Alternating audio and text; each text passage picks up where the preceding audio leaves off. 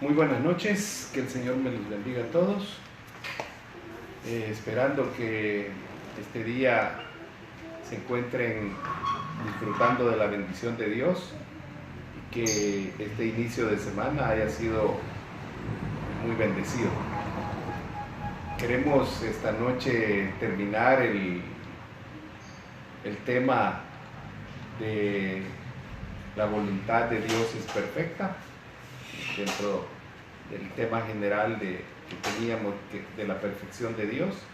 Así es que hoy vamos a tratar de finalizar con los últimos versículos que tenemos en este estudio. Pero antes vamos a pedirle a Dios que nos permita esta noche que su sabiduría nos llene, que su conocimiento nos ministre, su palabra nos anime, nos aliente, nos exhorte, nos instruya, nos enseñe. Padre, buen Dios, te damos gracias esta noche, Señor, por toda la bendición que tú nos das, porque tú eres bueno, Dios, y para siempre es tu misericordia. Nuevas son cada mañana, dice tu palabra, y este día las hemos disfrutado, Señor. Hoy te pedimos, Señor, que tu palabra entre en nuestras mentes, en nuestros corazones, y haga ese efecto positivo en nuestras vidas, y haya una transformación, haya un cambio en nuestra forma de vida. Señor, ponemos en tus manos este tiempo y te pedimos que bendigas a todos, Señor, que llegues ahí a la cama del enfermo y extiendas tu mano poderosa, que una palabra de poder salga de tu boca, Señor, y seas sanado. Que guardes a todos los que están en este momento trabajando en los hospitales, en las fábricas, donde estén, Señor, y los que estamos en casa, pues te pedimos también que nos guardes, Señor, en Cristo Jesús. Amén y amén. Bueno, habíamos terminado el día viernes, fue, ¿verdad? Jueves. Viendo dos versículos, que estaba uno en Deuteronomio 8:3, esto es para más o menos refrescar y recordar, que dice de la siguiente manera: y te afligió y te hizo tener hambre, y te sustentó con maná, comida que no conocías tú, ni tus padres la habían conocido, para hacerte saber que no solo de pan vivirá el hombre, mas de todo lo que sale de la boca de Jehová vivirá el hombre. Eso es una parte que está en Deuteronomio, que el Señor les hizo saber al pueblo de Israel cuando los puso en aflicción, cuando tuvieron hambre, y entonces les hizo ver que el alimento espiritual es mucho más importante que el alimento físico. No estoy diciendo yo que no sea necesario el alimento físico, pero para nosotros los creyentes es mucho más importante el alimento espiritual. Y con esto Jesús nos da la muestra de una de las cualidades o de uno de los beneficios de conocer la palabra. Porque cuando Jesús fue tentado en el desierto, Él pudo reprender al enemigo, contraatacar al enemigo, vencer al enemigo con la palabra, no con otras cosas. Mateo 4:4 dice lo siguiente: Él respondió y dijo, escrito está, no solo de pan vivirá el hombre, sino de toda palabra que sale de la boca de Dios. Y esto fue cuando el tentador, Satanás, le dijo que convirtiera las piedras en pan, porque sabía que tenía 40 días de tener hambre, de no comer ningún alimento. Entonces lo estaba tentando en la debilidad. Entonces viene Jesús y le dice, no solo del pan físico vive el hombre, sino también de toda la palabra que sale de la boca de Dios. ¿Por qué? Porque esa palabra lo que hace es sostener nuestra vida. Por eso es que Jesús pudo estar 40 días con sus noches en el desierto sin probar alimento. ¿Por qué? Porque Dios lo sostenía con la palabra.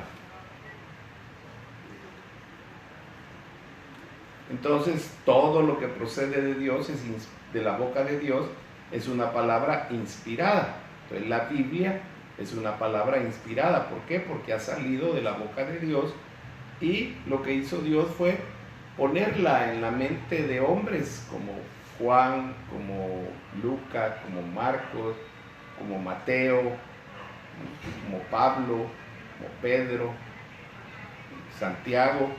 Los inspiró y les dio la palabra que tenían que escribir para que quedara para nosotros esa palabra. Entonces, sabiendo que la palabra de Dios es el medio principal por el cual se revela la voluntad de Dios, ¿cómo debemos de reaccionar nosotros ante esta verdad? Fíjese, no dice que la mejor palabra es la que te lleva a un hombre o una mujer. La mejor profecía o la profecía perfecta se encuentra en las Escrituras. Y mucha gente confía más en lo que le dice la gente, en lo que le dicen otras personas, otros creyentes. Y voy a hacer un paréntesis. No todo lo que te dice el hombre viene de la boca de Dios, así que ten cuidado con lo que oyes, principalmente cuando es una profecía, porque en todas las épocas, en todos los tiempos, han habido quienes se han aprovechado de esto para obtener ganancias. Así es que ten cuidado con lo que te dicen. Examina. Tú tienes el Espíritu Santo y Él te da el don del discernimiento para discernir si la palabra que te está llegando, que te están diciendo, es una palabra que viene de parte de Dios. Así que mucho cuidado, porque la mejor fuente es la palabra de Dios, está en la Biblia. Veamos qué dice Salmos 1, 1, 2. Oiga, bienaventurado el varón que no anduvo en consejo de malos. Y aquí no solamente está hablando de los perversos, sino que dentro de la iglesia, oiga esto lo que le voy a decir, dentro de la congregación, dentro de la iglesia de Jesucristo, hay lobos con piel de oveja. Entonces por eso el Salmo 1 inicia así: bienaventurado el varón que no anduvo en consejo de malos, que no prestó oído a ese tipo de personas, ni estuvo en camino de pecadores, ni en silla de escarnecedores se ha sentado, sino que en la ley de Jehová está su delicia, y en su ley medita de día y de noche. Entonces, ¿qué es lo más confiable? ¿Qué es lo perfecto? La palabra de Dios. Aquel que viene y te dice, así dice el Señor, y te empieza a endulzar el oído, como dice el dicho mundano, y entonces te envuelve, y sí, y tal vez te está dando un consejo que no es el que Dios quiere darte. ¿Por qué? Porque es un consejo de malo, de una persona dañina, de una persona tóxica, aunque se llame cristiana, aunque se diga creyente, evangélica o como se quiera poner. Entonces hay que tener mucho cuidado. Por eso es que la Biblia nos advierte y dice el versículo 2, que en la ley de Jehová está su delicia y en ella medita. Entonces, ¿dónde debemos de buscar? ¿Dónde debemos de meditar? ¿Dónde debemos de deleitarnos? Es en la palabra de Dios.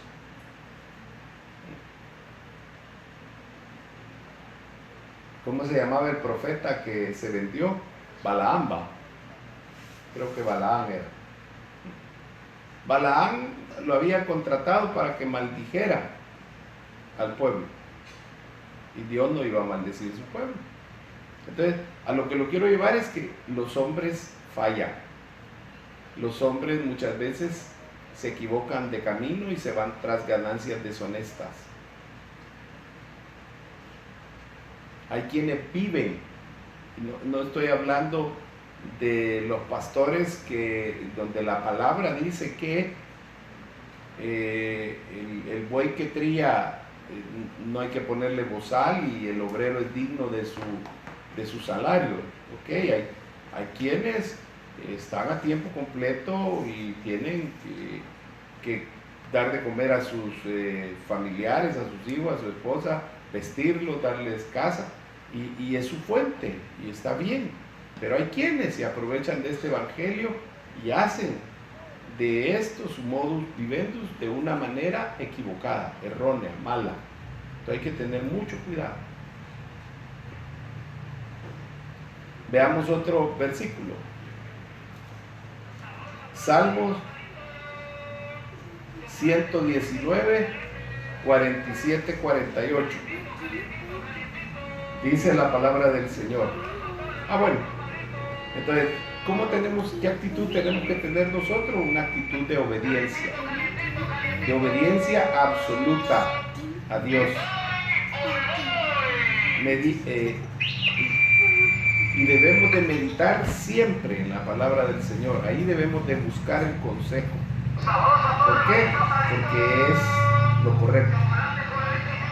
Salmo 119, 47, 48 dice: y me regocijaré en tus mandamientos.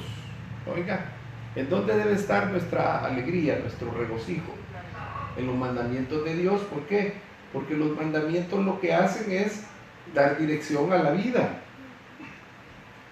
La gente dice, no, es que las leyes son para transgredirlas. No, las leyes son para acatarlas y para tener dirección de lo que hay que hacer.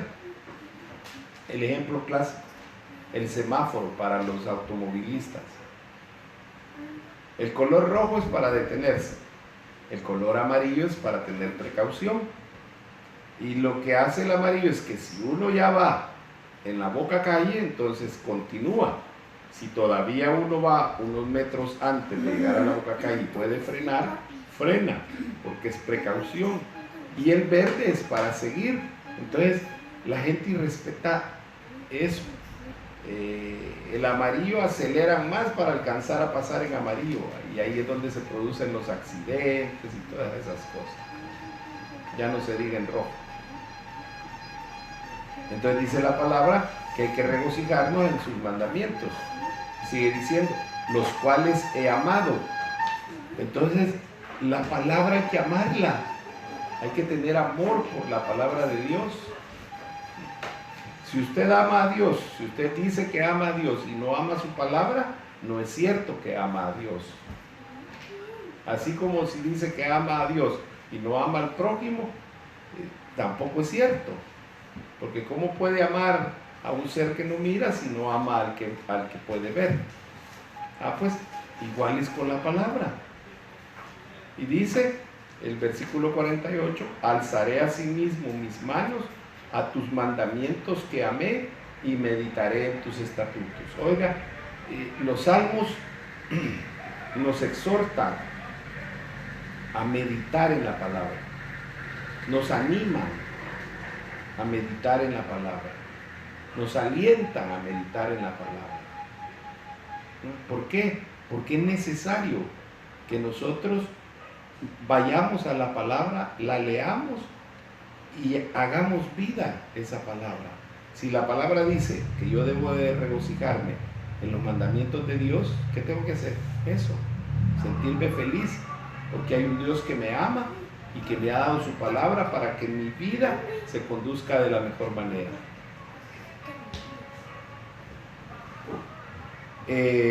Salmo 119, ahí mismo en el 119, versículos 127 y 128 dice lo siguiente: por eso he amado tus mandamientos. Oiga, aquí vuelve a repetir el salmista el amor que hay que tener por la palabra de Dios, por sus mandamientos, más que el oro y más que el oro puro, dice. O sea, el salmista amaba más la palabra de Dios que el oro y que el oro puro.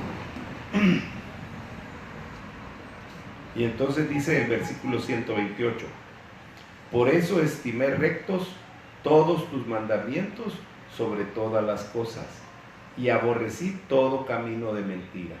Miren, ¿por qué logró aborrecer el camino de mentira el salmista? Porque aprendió a amar la palabra de Dios. No puede servir usted ni yo podemos servir a dos señores, porque se aborrece a uno y se ama el otro. Entonces, o se ama la palabra de verdad o se ama la palabra mentirosa. Entonces aquí el salmista lo puso en, ¿cómo se llama? En báscula, ¿verdad? En una pesa, y pesó más el amor por la palabra que el amor por la mentira. Entonces él terminó aborreciendo la mentira, tal cual dice la palabra.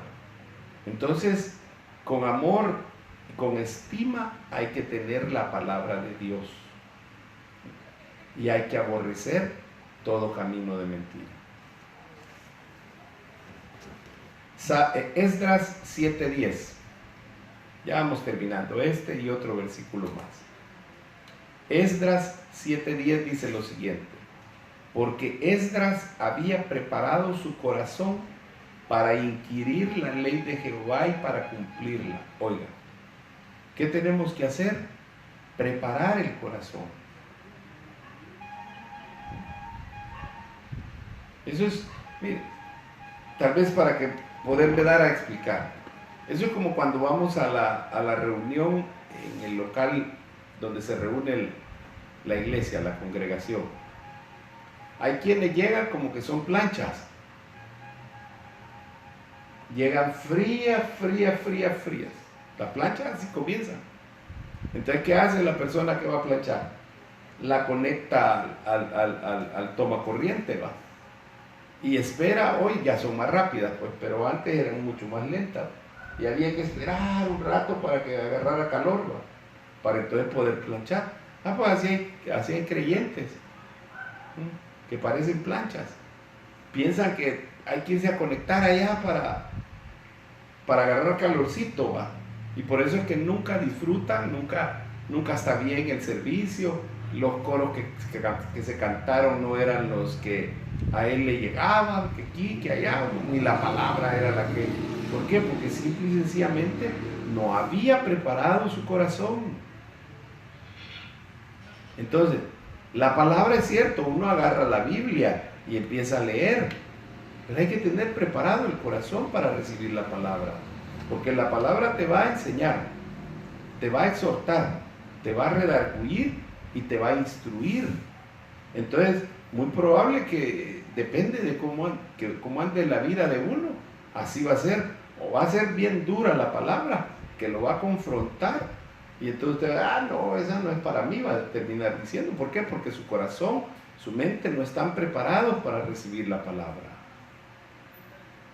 Y el Esdras dice que preparó su corazón para inquirir en la ley de Jehová, para buscar en ella aquello que era bueno para él y para cumplirla. Entonces es necesario tener un corazón, una mente preparada, transformada para poder cumplirla. Y mire, y lo precioso de esto es, y termina diciendo este versículo, y para enseñar en Israel sus estatutos y decretos. Para poder enseñar la palabra de Dios hay que tener preparado el corazón. Porque si esta palabra no se está haciendo vida en tu vida, ¿qué vas a irle a enseñar a los otros? Y por último, veamos qué dice 2 de Timoteo 2:15.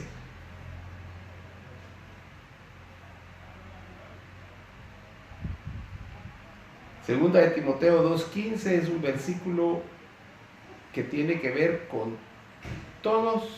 Todos los que nos hemos puesto sobre el camino de ser discípulos.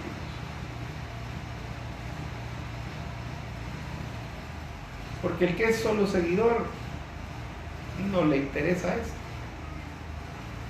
Pero a mí como aprendiz del maestro sí me interesa. Dice así: procura con diligencia presentarte a Dios aprobado. Entonces, ¿cómo hay que llegar delante de Dios? Con diligencia. Ser diligente es lo primero, sí, y aprobado. Pero hay que ser diligente. Si me buscan qué significa la palabra diligente, yo tengo una idea vaga ahorita, pero mejor le doy. Tiene que ver con un tanto con la constancia, pero más que eso. Entonces dice: procura con diligencia presentarte a Dios aprobado, con prontitud. Dice que persona que pone mucho interés, esmero, rapidez y eficacia en la realización de un trabajo. Ahí está. Entonces quiere decir que no hay que decir, como dijo el Sope, va, mañana hago mi casa, va, sino que hay que ser pronto para presentarse delante de Dios. No hay que estar esperando, mire, mañana voy a... ¿Y usted qué sabe si se va a levantar mañana? Y hoy era su oportunidad. Y entonces dice, sigue diciendo, como obrero que no tiene de qué avergonzarse, que usa bien la palabra de verdad. ¿No? Entonces, el diligente y aprobado no se avergüenza y usa la palabra como debe de ser. Sabe qué decir, cuándo decir, dónde decirlo. Entonces, si usted es un obrero de Dios o está en el camino para ser un buen obrero, entonces yo le pido que empiece a trabajar en su vida para que toda la influencia de este mundo, como decíamos ayer en lo que predicamos, que el mundo ya no pueda influenciar tu vida. Este mundo no se va a arreglar, téngalo por seguro. Este mundo va en decadencia, decadencia, decadencia, decadencia, decadencia. Va a llegar el que va a pretender ser el Salvador. Todo eso está escrito.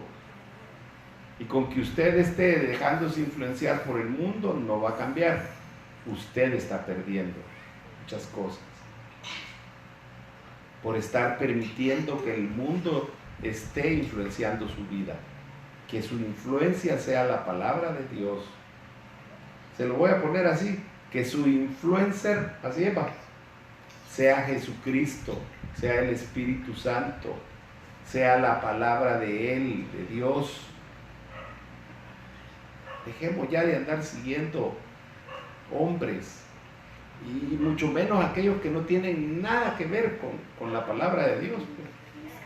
Porque al final, como dice el apóstol Pablo, imítenme a mí, y ahí con justa razón. Si era un hombre de Dios, dedicado a la obra de Dios, a la palabra de Dios, entonces ¿por qué no imitar lo que él hacía?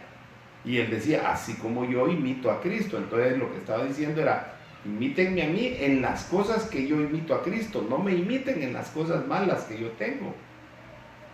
Porque como hombre tenía defectos. Pero ya estamos siguiendo, mucha gente sigue políticos, siguen deportistas. Ay, se tatúan el cuerpo porque Messi así lo tiene, se hacen la colita porque Cristiano Ronaldo se hace la colita, así chiquitilla, ¿va? Y empiezan a querer parecerse y si supiéramos cómo es la vida íntima de ellos. Bueno, y estos que más o menos, y otros que siguen a otro montón de gente, ¿va? a los metaleros y a los rockeros de aquí. Entonces, ya, usted es hijo de Dios, entienda. Es hijo del perfecto. Y dice que usted y yo somos hechura de Dios, preparados para toda buena obra que Él preparó desde antemano, hechos para las buenas obras, para hacer buenas obras. Yo quiero terminar esta noche animándonos a que nos metamos con Dios, con su palabra, que menguemos nosotros y que Jesús surja en nuestras vidas, que rindamos nuestra voluntad a los pies de Dios y que su voluntad sea hecha en nosotros, porque la voluntad de Dios es perfecta, así como lo es su palabra y como lo son sus obras. Y permitamos que el Espíritu Santo obre en nuestras vidas. Ya no le pongamos obstáculos, ya no lo rechacemos con nuestras acciones, con nuestras palabras, con nuestra forma de pensar. Usted y yo, termino aquí, tenemos la mente de Cristo, dice la palabra. Desarrollémosla entonces para poder ser esos cristianos que Dios quiere que seamos, seguidores verdaderos de Cristo. Padre, te doy gracias esta noche por tu palabra, por tu exhortación, por el ánimo que impregnas en nosotros, Señor, para seguir adelante. Te pedimos, Dios, que nos guardes, que tu Santo Espíritu nos permita esta noche descansar, nos ayude a descansar, para que mañana nos levantemos con nuevas fuerzas, como el águila, como el búfalo. Que la paz y la gracia del Señor estén con todos y cada uno. Amén.